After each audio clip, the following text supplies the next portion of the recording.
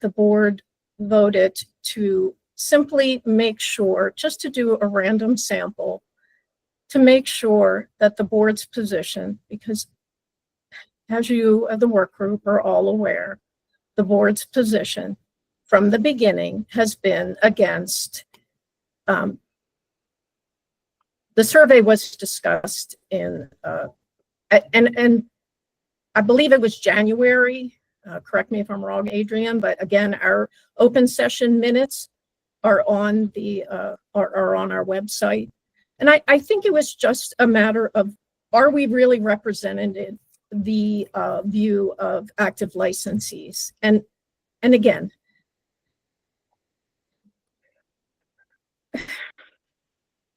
yeah, are we representing by the position? Are we representing the position of the licensees that the board is licensed? So. Yeah, and then so in the future, I'm curious, given the ASWB's role as the board's examination partner, will there be safeguards in the future in place to ensure that the board's interpretation of any further is not being used to defend or promote the interests of the ASWB over the legislative mandates that we have seen here, we may see more in the future, that are encouraging equity and reform?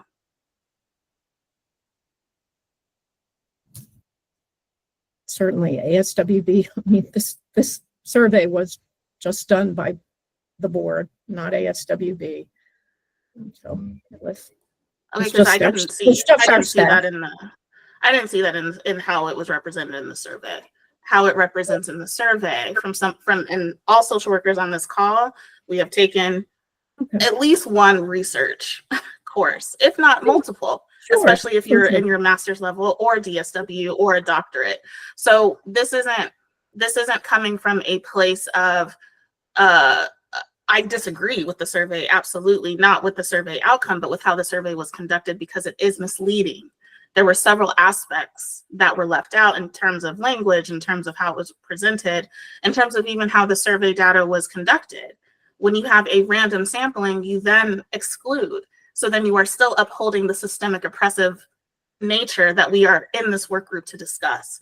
And that's where some of my frustration is coming from. It's no beef with you directly.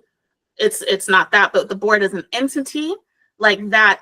You are now upholding the same structural oppression and anti-racism that we are here to discuss from a broader holistic sense. And that is concerning, especially to me. So I want to point that out, especially for the public who's watching. Okay. All right. Thank you. Ms. Richards, I find it disheartening that you and representatives been serving on the board, which we were supposed to be coming together as colleagues to do the best for the citizens of Maryland and the profession of social work.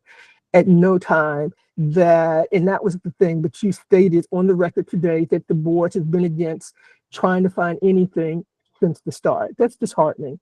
We welcomed you, and I welcome everybody as a colleague, that we're working together for the citizens.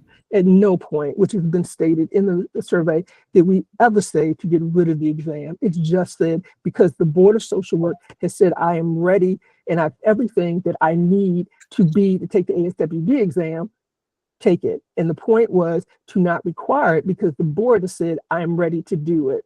Okay. So that I find disheartening. You went on the record.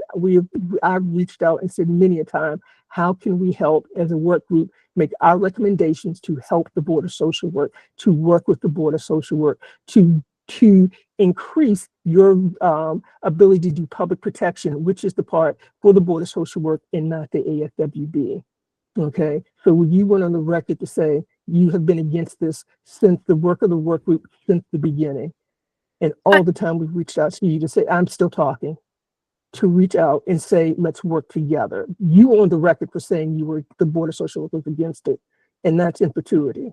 So as we continue, I hope that we can come together for the citizens of Maryland, to increase the social workers of Maryland and get this done. Okay, at every time. And, I want to make note that none of our partners from the ASWB, they missed the last few meetings and none of them have been here and they don't plan to come to our next meeting. But I do find it disheartening trying to work with you and what you have stated on the record today, that you have been against this. So that's I don't require comment from you, okay? I'm just making a statement. We'll take Ms. Eckes has raised her hand, we'll take her, and then we're going to take about a 10-minute break. Yeah, I just want to say that Senator Washington's bill, the 379, there was no option for someone to choose to take the exam. That's why NASW put in the amendment that their amendment was to have someone be able to have a choice to take the exam. As written, there was no choice.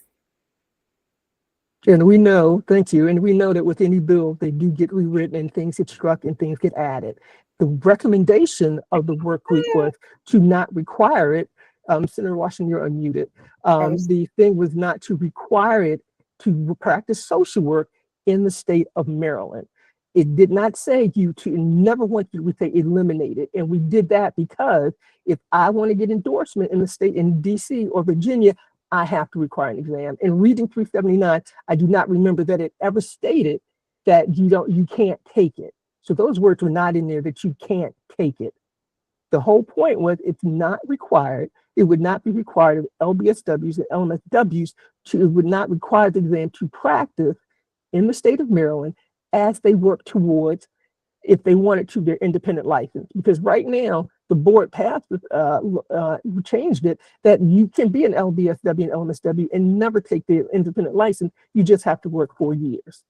So no, I don't, remembering my thing for the 379, it never eliminated the exam. And doing the recommendation of the social work, it said it would not be required for those two groups as you work toward your hours and your supervision hours for your independent license, where then you would take the exam. So it never said that. And as we know, things get scratched out and things get added. But thank you for your comment. It was not your charge to defend the position, the existing. The legislation very clearly charges and is the responsibility of boards to not simply advocate for a position, but to ensure that information is gathered, to actually assist the work group in its position, and it's doing its implementation of its work.